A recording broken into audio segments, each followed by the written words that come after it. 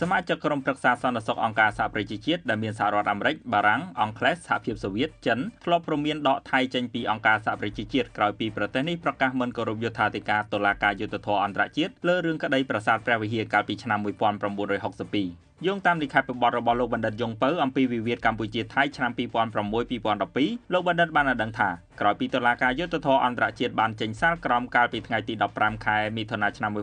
1962ថាប្រាសាទព្រះវិហារស្ថិតនៅក្នុងដែនដីកម្ពុជាមួយថ្ងៃក្រោយមកសេនាប្រមុខសរិទ្ធឋានរដ្ឋនាយករដ្ឋមន្ត្រីថៃបានធ្វើសន្និសីទនៅប្រលានយន្តហោះឈៀងម៉ៃដោយច្រានចោលសេចក្តីសម្រេចនេះនិងបញ្ជាក់ថាប្រទេសថៃនៅតែមានអធិបតេយ្យលើប្រាសាទព្រះវិហារដដែលនិងបញ្ជាឲ្យកងទ័ពថៃត្រៀមចូលទៅកាន់ទីតាំងប្រាសាទទៀតផងលោកបានបញ្ជាក់មកកម្ពុជាថ្មីបន្ថែមផងដែរថា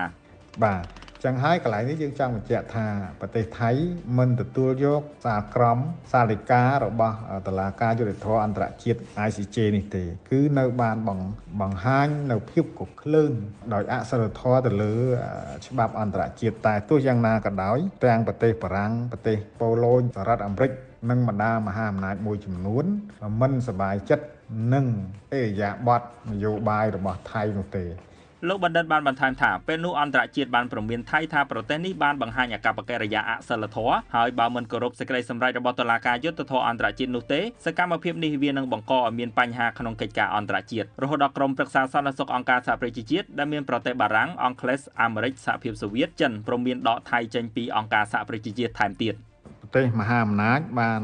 ដាក់ព្រមានដល់ប្រទេសថៃថានឹងត្រូវបញ្ឈប់ពីតួនាទីជាសមាជិកអង្គការសហប្រជាជាតិ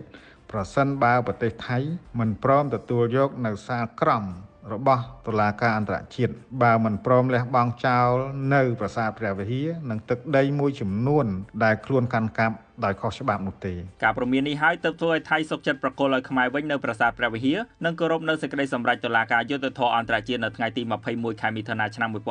1962ដោយសេនាប្រមុខសរិទ្ធឋានរដ្ឋបានប្រកាសថាប្រទេសលោកលំអោនកាយទទួលយកសេចក្តីសម្រេចរបស់តុលាការអន្តរជាតិដើម្បីគោរពនៅកិច្ចសន្យារបស់ខ្លួនទៅនឹងធម្មនុញ្ញរបស់អង្គការសហប្រជាជាតិហើយនៅថ្ងៃទី6កក្កដាឆ្នាំ1962